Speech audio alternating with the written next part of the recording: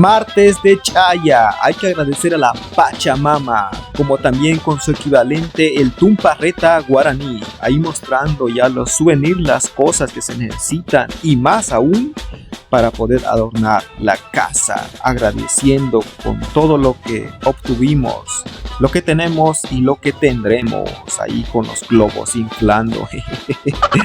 Bueno, me estaba cansando, pero bueno, hay que hacerlo con paciencia y con mucha sabiduría, como dice la filosofía de vida de la Pachamama y el Tumparreta, ahí mostrando ya la conclusión, el adorno de la casa, abajo y arriba.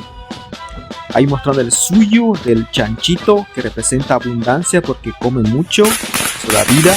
Y ahí ya el chanchito en la coa, mostrando el agradecimiento y el respeto a la madre tierra. ¿Y ustedes, chayan en sus lugares? Bueno, lo importante es que tengamos salud y prosperidad en todo sentido. Saludos cordiales, Hilatanaka, Kuyakanaka del mundo mundial. Hayaya e Iyambae.